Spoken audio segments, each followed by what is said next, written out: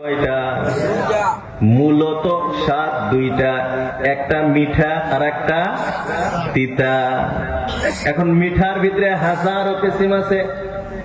মিষ্টির একটা মিঠা, চেনির এক মিঠা, গুড়ের এক মিঠা, আলাদা আলাদা আছে না নাই? আবার তিতার ভিতরেও হাজার হাজার কিসিমের আছে। তেঁতুল এক তিতা, তারপরে যে কি কয় করলে না কি কয় ভাজি খাই যে করলা, কেরালা, এটার এক তিতা। বিভিন্ন ধরনের তিতা আছে, কিন্তু মূলত স্বাদ হইল দুইটা, একটা হলো মিঠা আর একটা হলো তিতা। তো আল্লাহ রাব্বুল আলামিন বলতেছেন কুল্লু নাফসিন যায়িকাতুল মাউত। আল্লাহ রাব্বুল আলামিন বলেন প্রত্যেকজন প্রাণীকে মৃত্যুর স্বাদ গ্রহণ করতে হবে। মুফাসসিরিনে ইকরাম বলেন মৃত্যুর স্বাদ হইল দুইটা। মৃত্যুর স্বাদ কয়টা? ভাই সবাই বলেন মৃত্যুর স্বাদ কয়টা? মৃত্যুর স্বাদ হলো দুইটা। এক নাম্বার হলো মিঠা মৃত্যু, আর একটা হইল তিতা মৃত্যু। বন্ধুরা আমার, এখন আপনারাই জবাব দেন, আপনারা কোন মৃত্যু চান? কোনটা চাই গো আমরা? মরণ কোনটা চাই? দুনিয়া তো সবকিছু খাইছি, মরণের সময় কোন কোন স্বাদ আমরা চাই? সবাই মিঠাটা চাই।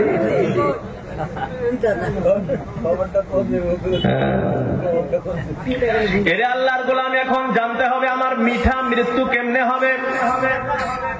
সবাই তো আশা করে আছি মিঠা মৃত্যু লাগে, তার মানে ঈমানওয়ালা কালেমাওয়ালা মরণ লাগে, এটাই তো সবার আশা।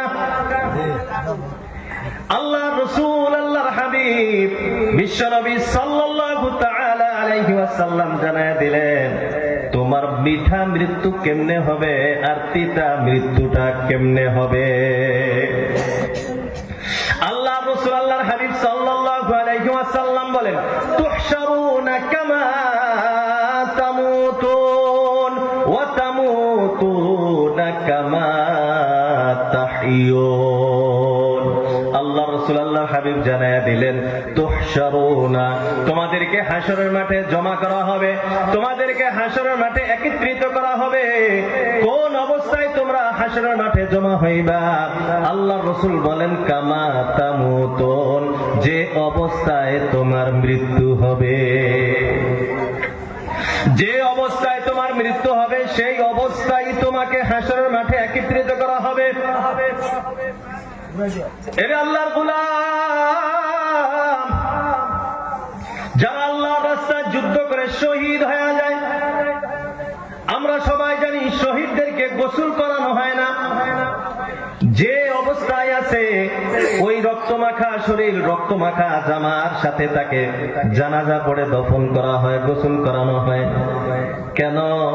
বলে কাল কিয়ামতের দিন আল্লাহ রাব্বুল আলামিন যখন হাশরের মাঠে উঠাইবেন, তখন ওই রক্তমাখা জামা কাপড় নিয়ে তারা আল্লাহ রাব্বুল আলামিনের দরবারে হাজিরা দিবে। এরে আল্লাহর গোলাম, আল্লাহ রাসূল জানায়া দিলেন তোমাকে হাশরের মাঠে একত্রিত করা হবে। কেমনে? বলে যেমনে তোমার মৃত্যু হবে। আমার যে অবস্থায় মৃত্যু হবে আল্লাহ রাব্বুল আলামিন ঠিক ওই অবস্থাতে আমাকে হাশরের মাঠে একত্রিত করবেন। এখন আমার যদি নামাজের হালতে সেজদারত অবস্থায় আমার মরণটা আসে, আল্লাহর গোলাম চিন্তা করে দেখে হাশরের মাঠে ওই দিন যখন আল্লাহর সম্মুখে আমি দাঁড়াইব, সেজদারত আল্লাহর সম্মুখে যাইব, বলি সুবহানাল্লাহ। এরে আল্লাহর গোলাম, আমার মরণটা যদি মদ পান করতে করতে ঢুলতে ঢুলতে রাস্তায় অ্যাক্সিডেন্ট হয়ে মরি, ড্যান্ড্রেট খায়া রাত্রের বেলায় হুঁশ নাই, রাস্তা দিয়ে ঘুরতেছে, ওদিক থেকে গাড়ি আইসা চাপা দিছে, এরে আল্লাহর গোলাম এই অবস্থায় যদি আমার মরণটা আসে, কাল কিয়ামতের দিন হাশরের মাঠে আমি যে আল্লাহ রাব্বুল আলামিনের সম্মুখে দাঁড়াবো, এই মদ পান করা অবস্থায় আল্লাহর সম্মুখে দাঁড়াইতে হবে।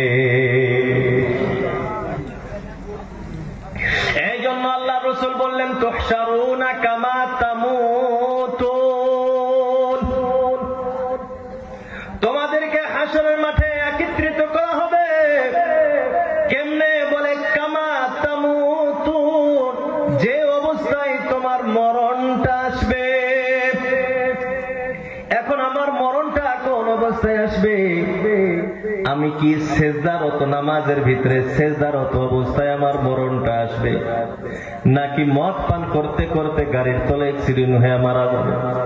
আমার মরণটা কেমনে আসবে?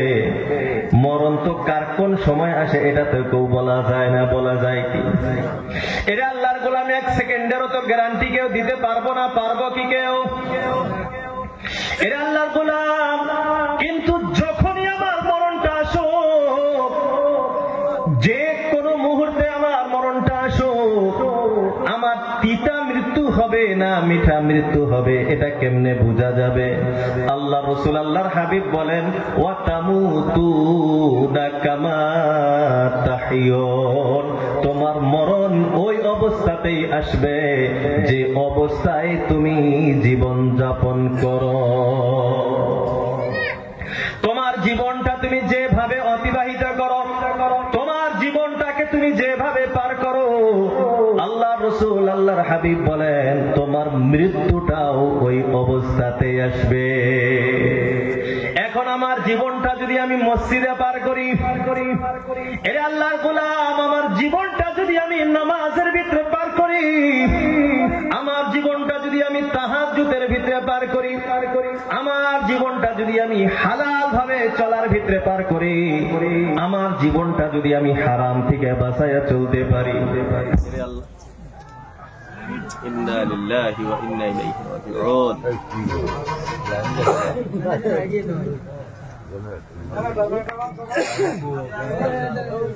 আল্লাহ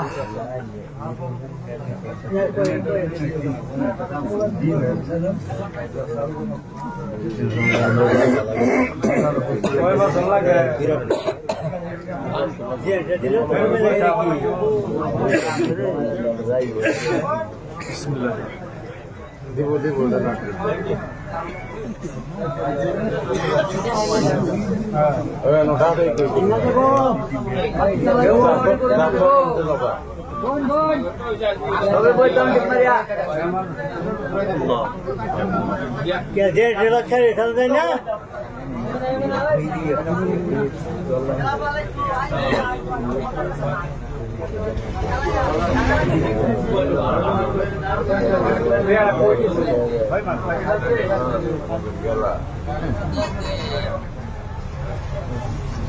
আলহামদুলিল্লাহ।